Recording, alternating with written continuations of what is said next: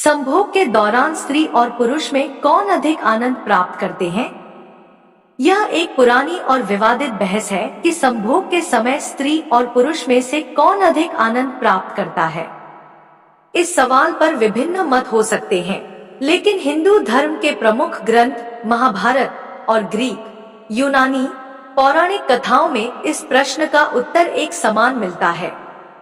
आज हम आपको इन दोनों कथाओं का विवरण देंगे जो इस विषय पर प्रकाश डालती है। युधिष्ठिर और भीष्म की चर्चा। महाभारत में एक प्रसंग आता है जब युधिष्ठिर अपने पितामह भीष्म से एक गंभीर प्रश्न पूछते हैं। युधिष्ठिर ने पूछा, हे पितामह, क्या आप मुझे बताएंगे कि संभोग के समय स्त्री और पुरुष में से कौन अधिक आनंद प्राप्त करता है? भीष्म ने युधिष्ठिर को इस सवाल का उत्तर देने के लिए भंगस्वाना और सकरा की एक कथा सुनाई। यह कथा इस प्रकार है। भंगस्वाना और सकरा की कथा। बहुत समय पहले भंगस्वाना नामक एक राजा हुआ करते थे।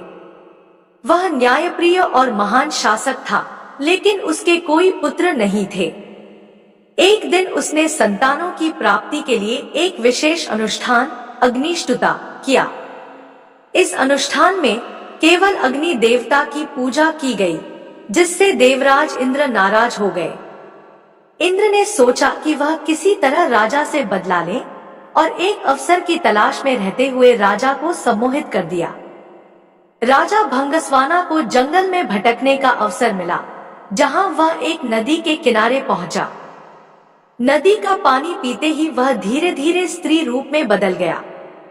इस रूप में राजा भंगस्वाना अपनी पहचान खो बैठा और स्त्री के रूप में अपने जीवन के बाकी दिन बिताने के लिए एक तपस्वी के आश्रम में रहने लगा। वहां उसे कई पुत्र हुए और वह अपने पुराने राज्य में लौट आई। जब राजा भंगस्वाना ने अपने पुत्रों को देखा तो उसने इंद्र से कहा, हे देवता, स्त्री रूप में रहने का एक कारण है। एक स्त्री का प्रेम पुरुष के प्रेम से कहीं अधिक होता है और मैं यही कारण है कि मैं स्त्री रूप में ही रहना चाहूंगा।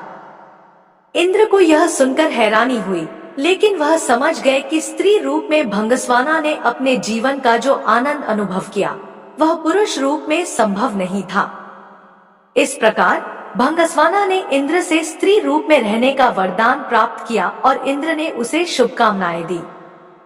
भीष्म ने इस कथा का अंत करते हुए युधिष्ठिर से कहा कि यह स्पष्ट है कि संभोग के समय स्त्री को पुरुष से कहीं अधिक आनंद प्राप्त होता है। ग्रीक माइथोलॉजी, तीरेसियास की कहानी। इस विषय पर एक और दिलचस्प कथा ग्रीक माइथोलॉजी से भी मिलती है। तीरेसियास नामक एक राजा था जो शिकार के दौरान दो सांपों को संभोग करते देखता है और बिना सोचे समझे उन सांपों को अलग कर देता है। इसके परिणाम स्वरूप वह स्वयं स्त्री रूप में बदल जाता है। कई साल बाद जब तीरेसियास फिर से उसी जंगल में शिकार करते हुए एक सांप के जोड़े को अलग करता है तो वह फिर से पुरुष रूप में लौट आता है। अब वह व्यक्ति था जिसने स्त्री और पुरुष दोनों के रूप में जीवन अनुभव किया था। एक दिन ग्रीक देवता ज़्यूस और उनकी पत्नी हीरा के बीच यह बहस हो रही थी कि संभोग के दौरान कौन अधिक आनंद प्राप्त करता है, स्त्री या पुरुष। उन्होंने तीरेसियास को इस प्रश्न का उत्तर देने के लिए बुलाया। तीरेसियास ने जवाब दिया, महिलाएं पुरुषों से 9 गुना अधिक आनंद प्राप्त करती हैं। इस जवाब से हीरा बेहद नाराज हो गई और उन्होंने तीरेसियास को अंधा कर दिया। हालांकि ज़्यूस ने उसे भविष्य देखने का वरदान दिया, क्योंकि वह मानते थे कि तीरेसियास ने सत्य कहा था। अर्धनारीश्वर और स्त्री पुरुष के संतुलन की अवधारणा। भारत में भी स्त्री पुरुष के बीच संतुलन और संबंध को खूबसूरती से दर्शाने वाली एक अवधारणा है जो अर्धनारीश्वर के रूप में प्रकट होती है। अर्धनारीश्वर का अर्थ है कि पुरुष और स्त्री का अस्तित्व एक दूसरे से अभिन्न और समान रूप से शक्तिशाली होता है। इस सिद्धांत के अनुसार एक व्यक्ति का आधा रूप पुरुष होता है और आधा रूप स्त्री।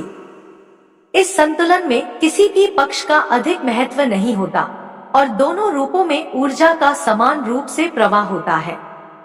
निष्कर्ष, महाभारत और ग्रीक माइथोलॉजी की कथाएं इस तथ्य को स्पष्ट करती हैं कि संभोग के दौरान स्त्री को पुरुष की तुलना में अधिक आनंद प्राप्त होता है। इसके अलावा यह भी दर्शाता है कि स्त्री और पुरुष दोनों के बीच एक अद्वितीय संतुलन होता है, जो उनकी ऊर्जा और शक्ति का साझा होता है।